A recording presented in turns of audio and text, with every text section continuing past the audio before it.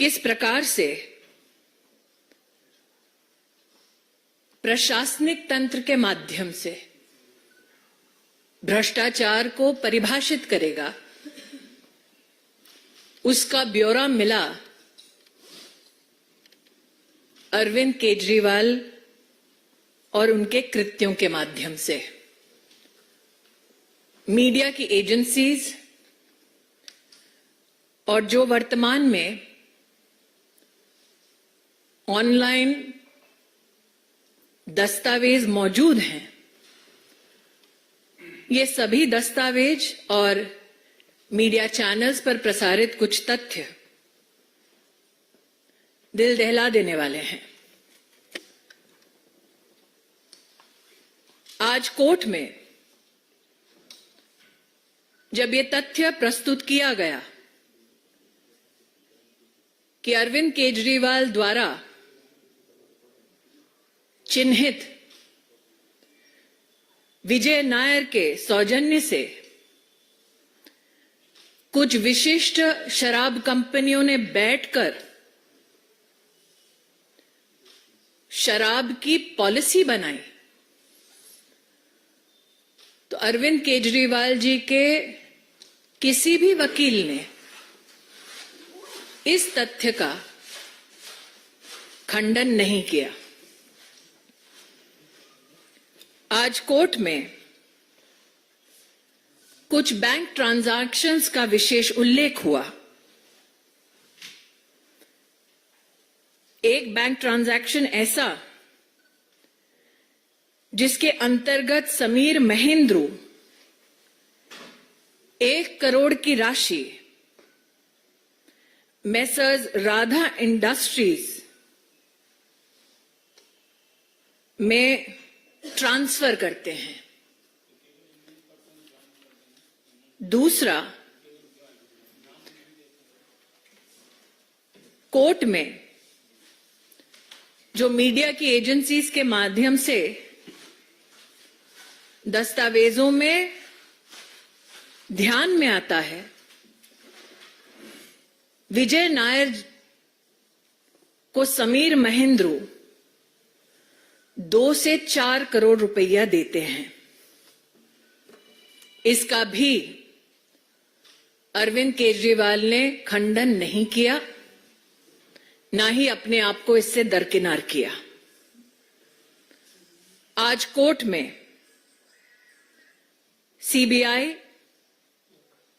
और Indian penal code के अंतर्गत, पीएमएलए के अंतर्गत जितने केसेस दाखिल हुए थे और जो विविध कोर्ट्स के सम्मुख पेश हुए, उसके खिलाफ भी अरविंद केजरीवाल के लॉयर्स ने कोई स्पेसिफिक मंतव्य नहीं दिया। ऐसा अगर आप ऑनलाइन लीगल प्रोसीजर्स को रिपोर्ट करने वाली एंटिटीज का भी खाका पड़े तो ध्यान में आता है। केस के कुछ तथ्य हैं जो जानकारी में आता है कि आज कोर्ट के सम्मुख प्रस्तुत हुए। एक, कि 4/9/2020 दिल्ली सरकार एक एक्सपर्ट कमेटी बनाती है। उस कमेटी का बनना, ये ऑर्डर देने वाले, इशू करने वाले व्यक्ति का नाम है मनीष सिसोदिया। एक्सपर्ट कमेटी को चेयर करते हैं तब के एक्साइज कमिश्नर, और इस कमेटी ने 13/10/2020 अपनी रिपोर्ट सबमिट की, ऐसा जानकारी में आता है। एक्सपर्ट कमेटी की रिपोर्ट 31 दिसंबर 2020 में सार्वजनिक की जाती है और 14,671 फीडबैक्स आते हैं। ये सब अरविंद केजरीवाल जी की काउंसिल ऑफ मिनिस्टर्स में कैबिनेट मीटिंग में 5/2/2021 में प्रस्तुत होते हैं ताकि इसे एग्जामिन किया जाए। जो ग्रुप ऑफ मिनिस्टर्स बनता है उसमें 3 मुख्य लोग हैं, मनीष सिसोदिया, सत्येंद्र जैन, कैलाश गहलोत। मैं आपका ध्यान आकृष्ट करना चाहूंगी कि जो कोर्ट के सम्मुख दस्तावेज प्रस्तुत हुए हैं उसमें यह साफ इंगित है कि इन दस्तावेजों में बिना किसी कारण क्लैरिफिकेशन और मॉडिफिकेशन किया जाता है। बदला हुआ यह दस्तावेज दोबारा जनता के सम्मुख कभी प्रस्तुत नहीं होता। कुछ तथ्य ऐसे जिनसे अरविंद केजरीवाल जी ने आज कोर्ट में अपने लॉयर्स के माध्यम से एक बार भी अपने आप को दरकिनार नहीं किया। एक, मनीष सिसोदिया के अपने सेक्रेटरी ने 7 दिसंबर 2022 में ये कबूल किया कि मनीष सिसोदिया ने सी अरविंद नामक उस सेक्रेटरी को केजरीवाल के घर बुलाया, 30 पेज का डॉक्यूमेंट दिया। जब इस व्यक्ति को अरविंद केजरीवाल के घर बुलाया गया तब कमरे में मनीष सिसोदिया, सत्येंद्र जैन और अरविंद केजरीवाल उपस्थित थे।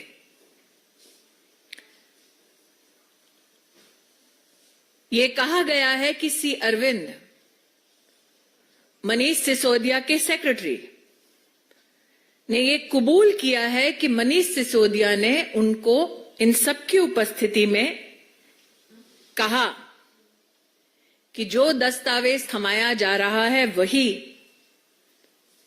ग्रुप ऑफ मिनिस्टर्स की रिपोर्ट बनेगी। उस दस्तावेज में कैसे शराब की कंपनियों को लाइसेंस मिलेगा, कितना प्रॉफिट मार्जिन होगा, ये सारे तथ्य थे। इसका भी खंडन अरविंद केजरीवाल के वकीलों ने नहीं किया। एक और तथ्य, बुच्ची बाबू, सीए ऑफ मिस के कविता, 23 फरवरी 2023 उन्होंने स्वयं ये स्टेटमेंट दिया कि विजय नायर, जिनको अरविंद केजरीवाल अपना माय बॉय कहकर संबोधित कर चुके थे, उन्होंने शराब के इस घोटाले के संदर्भ में ये ऑफर दिया कि कुछ पॉलिसी में ऐसा बदलाव हो सकता है जिससे कि कविता को मुनाफा हो। मात्र ये स्टेटमेंट नहीं है, कोर्ट में बुच्ची बाबू जो सीए हैं के कविता के, उनके व्हाट्सएप मैसेजेस भी उपलब्ध हैं, ऐसा कोर्ट के सम्मुख कहा गया। तब भी अरविंद केजरीवाल जी के वकीलों ने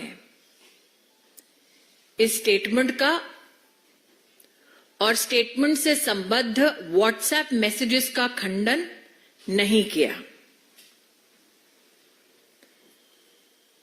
सार्वजनिक रूप से दस्तावेज जो उपलब्ध हैं उसमें कोर्ट में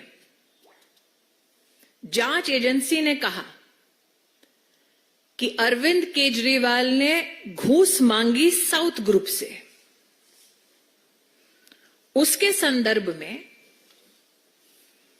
श्री एमएस रेड्डी का बयान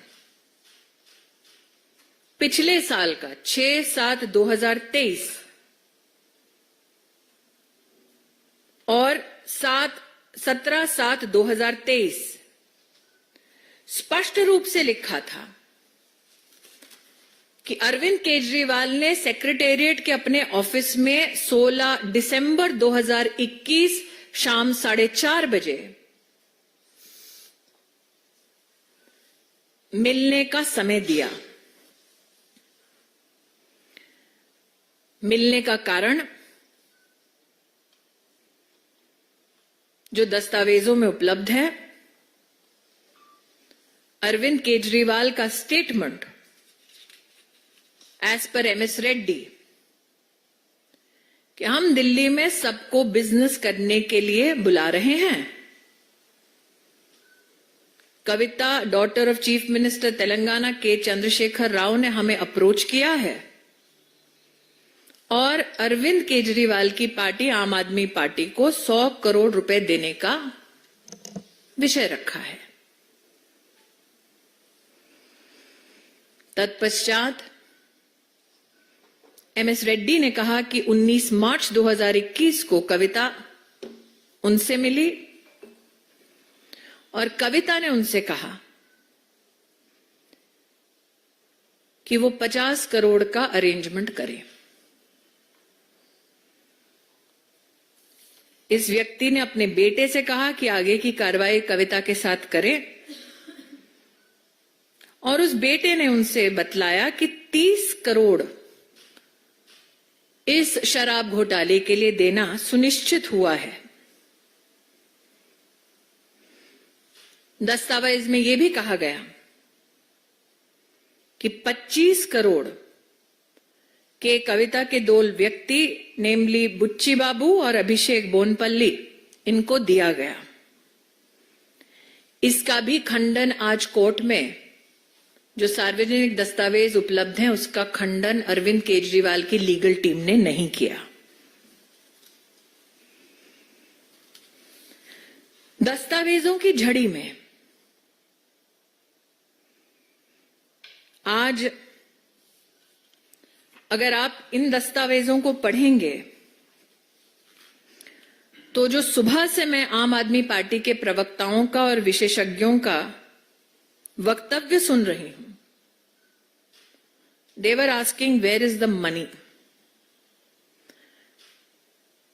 कितना पैसा दिया गया, कब किसको कहां दिया गया, इस सब का विवरण अदालत के सामने प्रस्तुत किया गया। अरविंद केजरीवाल के साथ मिलकर किस प्रकार की कंस्पिरेसी हुई, एक स्टेटमेंट है 25 अप्रैल 2023 का शरत रेड्डी का, जिन्होंने कहा कि मैं क्योंकि दिल्ली में इन्वेस्टमेंट कर रहा था, मेरी इच्छा थी कि मैं अरविंद केजरीवाल और मनीष सिसोदिया से स्वयं मिलूं। विजय नायर के माध्यम से यह मुलाकात सुनिश्चित की गई। कैसे मुलाकात हुई, काली रंग की एसयूवी से उठाकर कैसे एक सरकारी बंगले में लिया गया जहां पर अरविंद केजरीवाल इनसे मिले, इसका भी विवरण है। इसका भी खंडन अरविंद केजरीवाल जी की लीगल टीम ने नहीं किया, ऐसा व्यतीत होता है। विजय नायर कौन है? ये वो व्यक्ति हैं जिनके संदर्भ में मीडिया ने विस्तृत रूप से जनता के सम्मुख जानकारी पेश की। इनफैक्ट हाईकोर्ट ने भी इनको बेल देने से इनकार किया और कहा कि इनके खिलाफ आरोप गंभीर हैं। लेकिन अरविंद केजरीवाल ने इस पैसे का इस्तेमाल कैसे किया? 45 करोड़ रुपया जिसे गोवा के इलेक्शन कैंपेन में इस्तेमाल किया गया। विवरण में जिस एविडेंस की बात होती है उसके चलते एक कंपनी के मालिक, जिन्हें आम आदमी पार्टी के गोवा के चुनाव के लिए चिन्हित किया जाता है, उनके बयान हैं, इंक्लूडिंग एक एम्प्लॉय जिसका नाम है शायद इस्लाम काजी। मीडिया इसको पुष्टि कर सकता है। 45 करोड़ रुपीस जो आम आदमी पार्टी ने गोवा के विधानसभा के चुनाव में इस्तेमाल किया, उसकी जानकारी आईटी डिपार्टमेंट के विविध छापे, हवाला मनी का ट्रांजैक्शन कैसे हुआ, इस सब की पुष्टि सीबीआई ने की और अपनी सप्लीमेंट्री चार्जशीट में इसको फाइल किया 8/7/2023।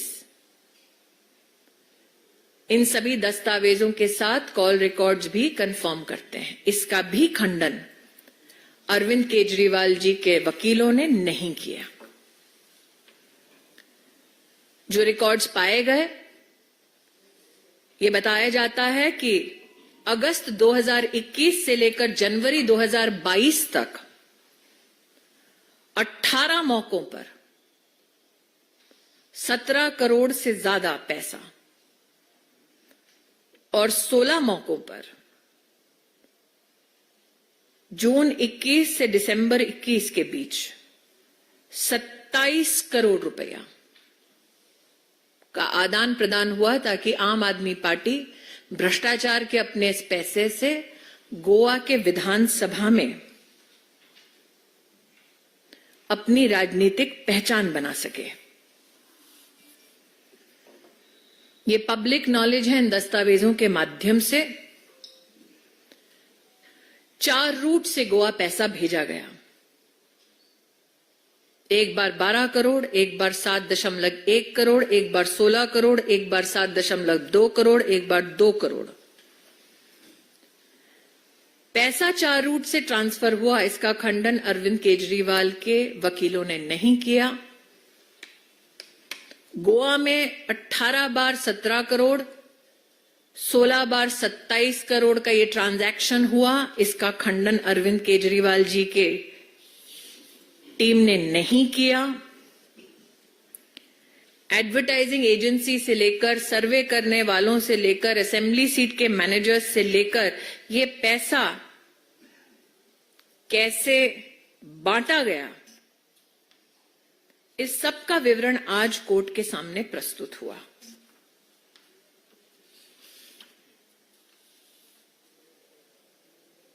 जो ये राजनीतिक ढोंग करते रहे अब तक, सुचिता को साक्षी मानने वाले अरविंद केजरीवाल, प्रश्न ये उठता है कि अगर ऐसे गंभीर आरोप उन पर लगाए गए तो एक नहीं, 2 नहीं, 3 वकील आज उनका बचाव कर रहे थे। तीनों में से एक वकील ने भी इन सभी तथ्यों पर क्यों अपनी ओर से अपने क्लाइंट अरविंद केजरीवाल को डिफेंड नहीं किया। मैं आप सबको याद दिलाना चाहती हूं कि पैसे का trail, Manish Sisodia versus CBI का केस अगर आप पढ़ें तो सुप्रीम कोर्ट जब उनको बेल मना कर रही थी तो सुप्रीम कोर्ट के ऑब्जर्वेशन में स्पष्ट लिखा था कि 338 करोड़ रुपया का भ्रष्टाचार हुआ है शराब घोटाले में। इसको कोई चुनौती नहीं दे सकता, ये सुप्रीम कोर्ट का मानना है। प्रशासनिक ढांचे के माध्यम से संविधान को कलंकित करने का अरविंद केजरीवाल का ये दुस्साहस और ये घमंड कि वो कानून से ऊपर हैं, आज उनकी रिमांड की खबर से कम से कम राष्ट्र इस बात को लेकर कहीं ना कहीं आश्वस्त है कि भले ही भ्रष्टाचार करने वाला अरविंद केजरीवाल क्यों ना हो, कोई भी कानून से बड़ा नहीं है. Now in English, the kingpin of crime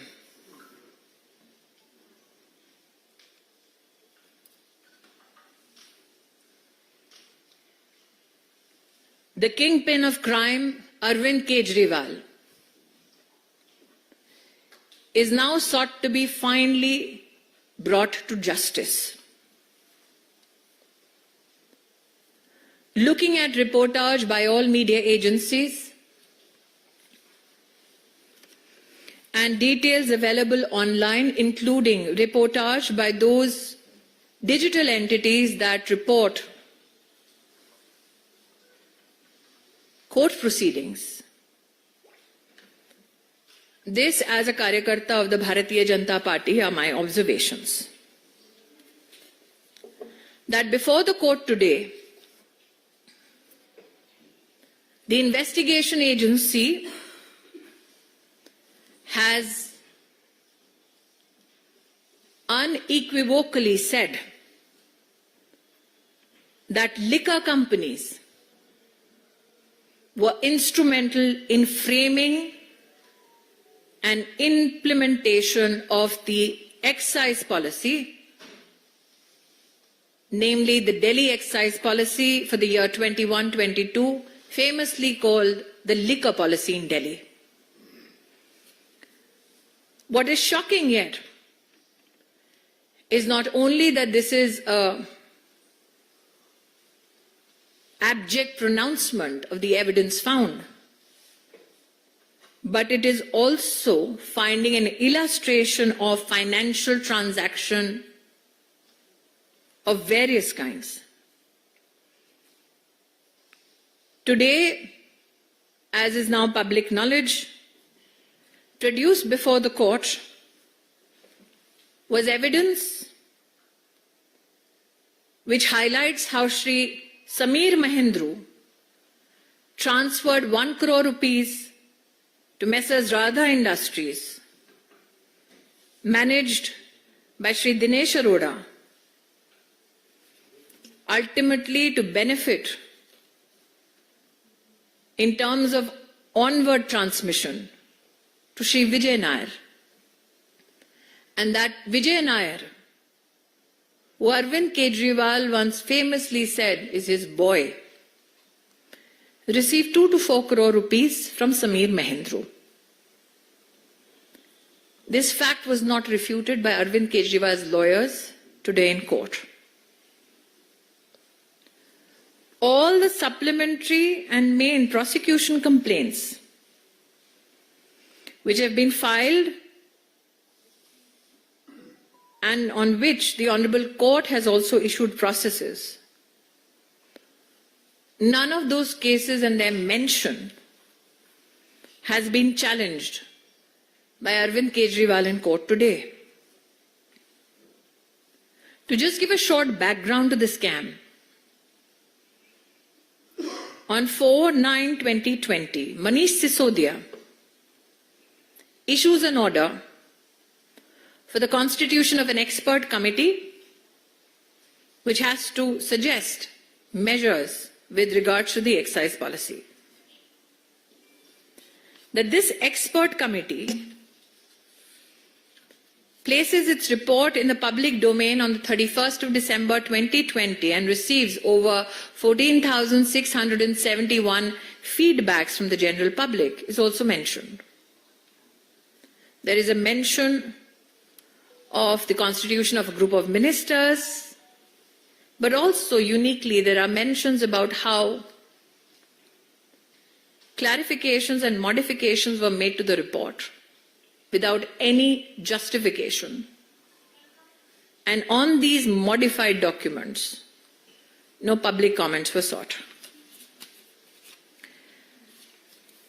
Across all television channels today, we have seen many representatives of the Aam Aadmi Party and those who have opined on this scam talk about the role of Arvind Kejriwal. his role in the policy formulation.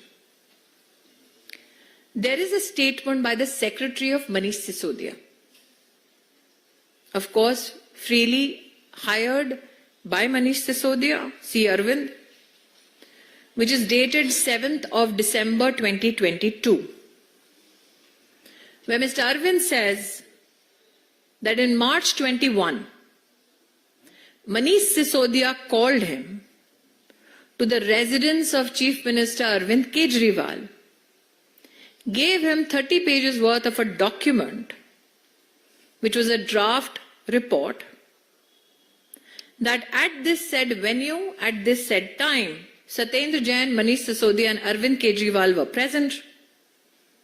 Manish Sisodia then goes on to tell C. Arvind that this is the base document on which the final report is to be made. This document includes how licenses are to be given out to private players for distribution of alcohol and how profit margin was to be fixed at 12%. These points were never discussed in the GOM, and these points, as C. Arvind has stated in his statement dated 7th December 22, were handed over to him at Arvind Kejriwal's residence. Today, as publicly available document tells us, Arvind Kejriwal's lawyers have not refuted this statement of C. Arvind. Another statement by Bachi Babu, the CA of K. Kavita, dated 23 February 2023, where he states that Vijay Nair, Arvind Kejriwal's boy, offered him provisions so that K. Kavita can be favored. Bachi Babu's statement is also corroborated by WhatsApp messages. This position as well was not refuted by Arvind Kejriwal. Another statement, MS Reddy, in a statement dated 17/7/2023, has said that Arvind Kejriwal gave him time in the Secretariat office on the 16th of March 2021 at 4:30 p.m., where Arvind Kejriwal said he welcomes people to do business in Delhi, and regarding the liquor business, the statement apparently says that K. Kavita had already approached him to do the business in Delhi, and the offer of payment was 100 crores to the Aam Aadmi Party. This gentleman claims that on 19th March, K. Kavita met him, asking him to meet her. Then on 20th March, she meets him and says that Arvind Kejriwal has spoken to her. And she asks whether he can arrange 50 crores. He claims since he is involved in MP daily activities, his son Raghav is told to further deal with K. Kavita. The son Raghav informs the father that he has agreed to pay 30 crores. मतलब सौदेबाजी की आप हद देखिए कि किसको कितना भ्रष्टाचार में डिस्काउंट मिल सकता है, उसकी भी चर्चा हुई। राघव का भी स्टेटमेंट रिकॉर्डेड 26/7/23 डेटेड 27/7/23 कंफर्म करता है कि उसने के कविता के 2 व्यक्तियों को 25 करोड़ का कैश दिया। इसका भी खंडन, this has not been refuted by Arvind Kejriwal's legal team today in court. That is what public documents tell us.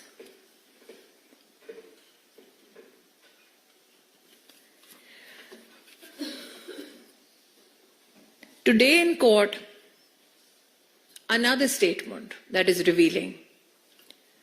Sarath Reddy, statement dated 25th April 23, said that Manish Sisodia. He was assured it will be done with the help of Vijay Nair. A meeting was arranged at a house where Arvind Kejriwal met him. In this meeting, Arvind Kejriwal assured him that Vijay Nair is his trusted guy, and if there is any small or big issue, Vijay will figure it out. Now, the issue of Vijay Nair and his participation in the liquor scam, if you look at the High Court observation when it refused to grant bail to Vijay Nair, the High Court held that the allegations against Vijay Nair are extremely serious in nature. The question is, all these described meetings were not refuted by Arvind Kejriwal's legal team today. One at the Secretariat, one at Arvind Kejriwal's residence, one in a bungalow with Vijay Nair by Arvind Kejriwal's team.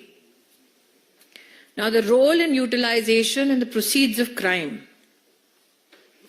45 crore rupees received as bribes from the so-called South Group to be used in the election campaign of the Aam Aadmi Party in Goa in 2021-22. Statements, IT raids, call records confirm that from 4 routes, money was transferred.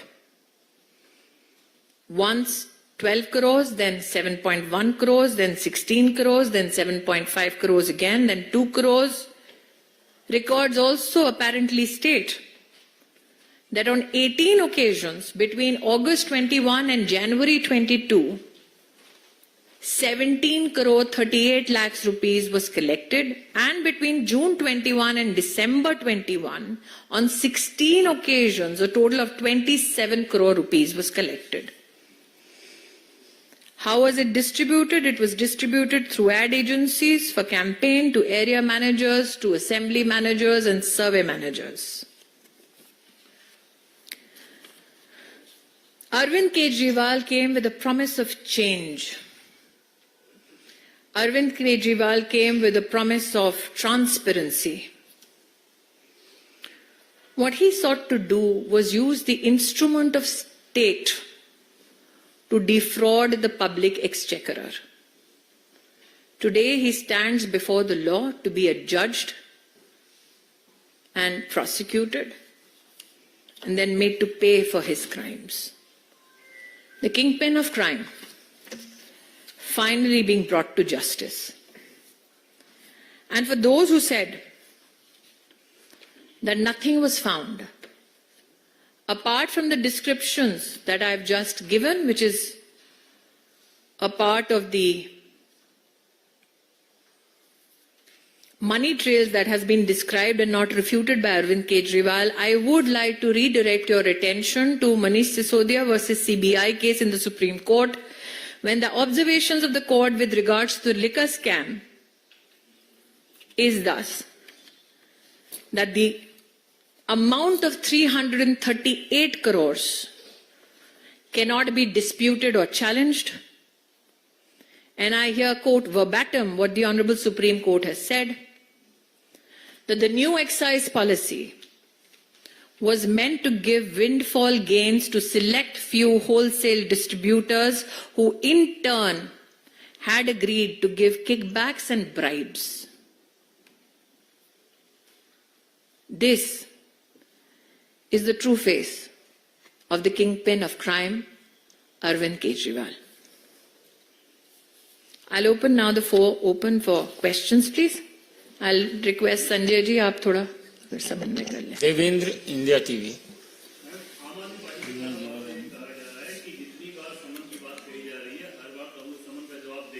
समन का जवाब देने के लिए समन नहीं दिया जाता, समन के संदर्भ में पेश होने का कानूनी प्रावधान है. विनीत. मैम, आम आदमी पार्टी की ओर से लगातार ये कहा जा रहा है कि जो भी कार्रवाई अरविंद केजरीवाल के खिलाफ की जा रही है, कहीं न कहीं दुर्भावना के कारण की जा रही है, बदले की कार्रवाई की जा रही है। सुप्रीम कोर्ट ने कहा है कि दिल्ली की अरविंद केजरीवाल की सरकार ने 330 करोड़ से ज्यादा का घोटाला किया शराब के नाम पर और घूस दी। क्या आम आदमी पार्टी के कार्यकर्ताओं का, प्रवक्ताओं का ये मंतव्य है कि देश की सर्वोच्च न्यायालय ने सही स्टैंड नहीं लिया? रविकांत राय।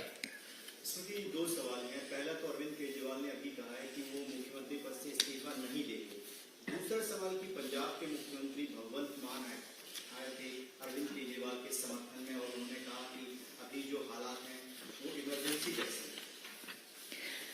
ऐसा है, जिन दस्तावेजों को अभी अभी मैंने पढ़ा जो सार्वजनिक रूप से उपलब्ध है, मैंने कहा वहीं से मुझे प्राप्त हुए हैं, उसको अगर आप मीडिया के पर्सनल के नाते बारीकी से पढ़ें तो सिर्फ गोवा के इलेक्शन कैंपेन में ये कालाधन नहीं गया।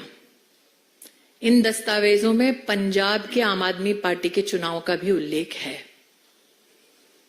तो सीएम पंजाब किस भय से मिलने आए थे भाभी जी से? आमोद राय। इस पूरे प्रकरण में जो सबसे महत्वपूर्ण बात है कि पहली बार ऐसा हुआ है कि सिटिंग सीएम जेल जा रहे हैं या कस्टडी में जा रहे हैं, तो आपको लगता है कि ये नई संवैधानिक चैलेंज है, इसको उम्मीद करना चाहिए, उनको इस्तीफा देना चाहिए? मुझे लगता है कि उनकी निजी संवैधानिक पोजीशन क्या रहेगी उस पर वही बेहतर टिप्पणी कर पाएंगे, लेकिन ये कहीं ना कहीं उन लोगों को भी आक्रोशित करता है जिन्होंने अरविंद केजरीवाल पर विश्वास किया, जिनमें से एक का नाम अन्ना हजारे है। Yatindra.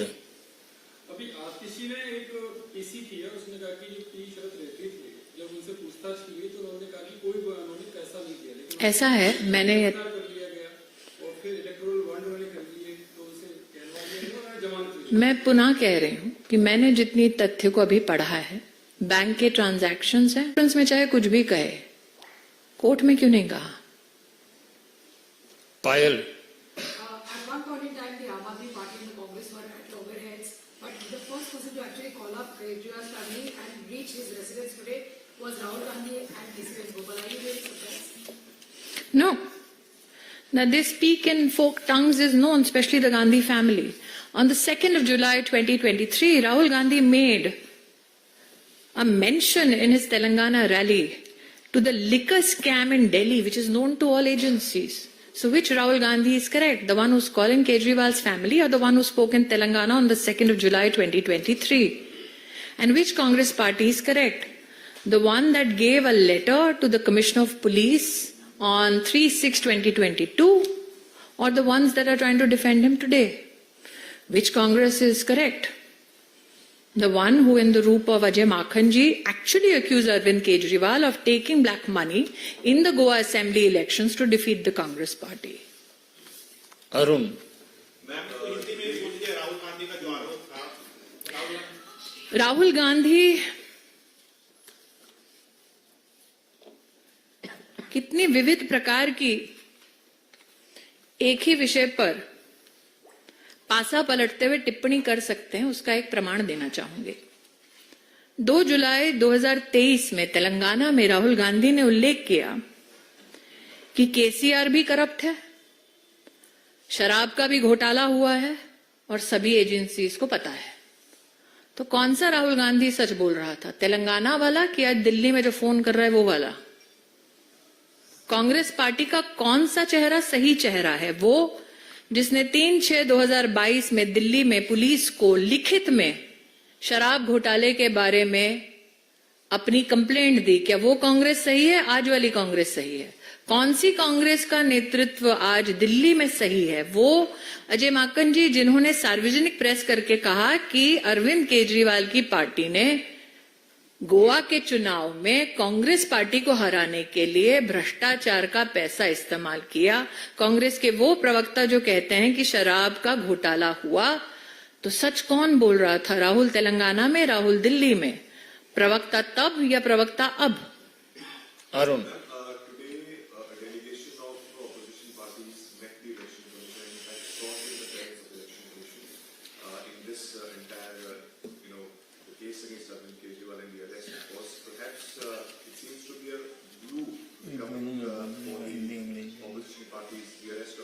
It's interesting that you use the word glue for the opposition parties that went before the Election Commission today. That the glue is called corruption is more than evident.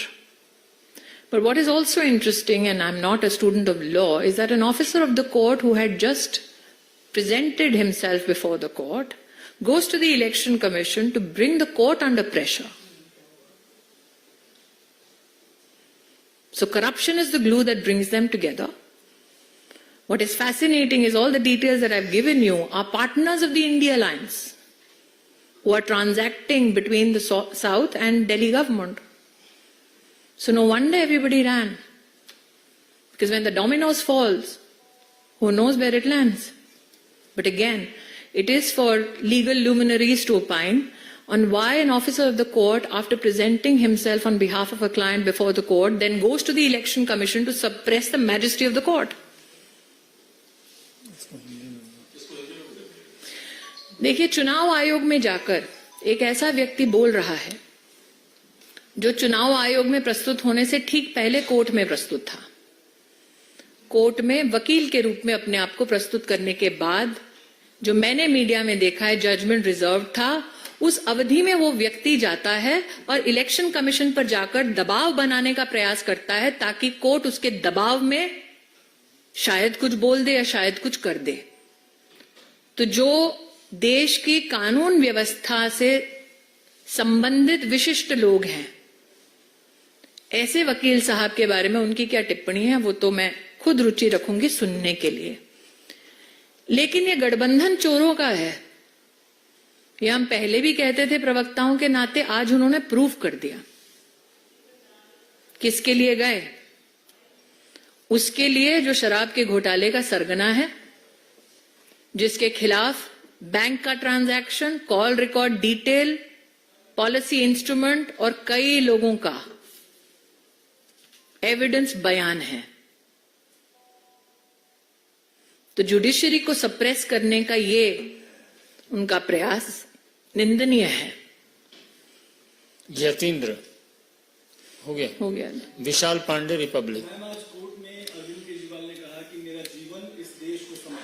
देखिए, मैं रेटोरिक में विश्वास नहीं करती। मुझे ऐसा लगता है कि आज जो तथ्य हमने बोले हैं वो तथ्य कोर्ट के सम्मुख भी प्रस्तुत हुए थे। हिमांशु, आज तक। मैम, मेरा एक सवाल है। पहले सत्येंद्र जैन करप्शन के केस में जेल में गए मंत्री रहे थे, वो मनीष सिसोदिया जेल गए सेम केस में मुख्यमंत्री रहे थे। अब अरविंद केजरीवाल जेल में, कई और मंत्रियों के विभागों को लेकर जांच चल रही है। आपको नहीं लगता कि इतने भ्रष्टाचार के बाद राष्ट्रपति को अब कड़ा कदम उठाते हुए पहले तो मॉडल कोड ऑफ कॉन्डक्ट लागू है। मैं एक संवैधानिक पद पर सेवा दे चुकी हूं, दे भी रही हूं वर्तमान में। दूसरा, मैं प्रवक्ता के नाते आज इस मीडिया कॉन्फ्रेंस में महामहिम राष्ट्रपति जी के संदर्भ में कोई टिप्पणी नहीं कर सकते। ठाकुर रविंद्र सिंह, जी न्यूज। मैडम, ये पहले का उदाहरण बीजेपी का हो या दूसरी पार्टियों का, हाल फिलहाल में हेमंत सोरेन का भी देखने को आ रहा है कि उन्होंने ईडी किया, गिरफ्तार हुए, उसके पहले उन्होंने गद्दी छोड़ी। इसके पहले कई उदाहरण हैं, चाहे लालू यादव है अपनी बीजेपी के लिए। लेकिन अरविंद केजरीवाल या उनकी पार्टी कर रही है कि हम नहीं छोड़ेंगे, सीएम है। आपको क्या लगता है कि इस्तीफा नहीं दे रहे हैं, गद्दी पर बैठे रहना चाहते हैं, इसके पीछे आपको क्या मंशा लगेगी? जितने तथ्य अब तक सम्मुख आए हैं उन्होंने संवैधानिक पद का ही इस्तेमाल किया है भ्रष्टाचार करने के लिए और अपना बचाव करने के लिए। तो क्या आप हैरान हैं कि वो ये पद नहीं छोड़ना चाहते जिसके माध्यम से उन्होंने भ्रष्टाचार किया? न सिर्फ शराब में घोटाला किया, शीश महल भी बनवाया। श्वेता, सहारा टीवी।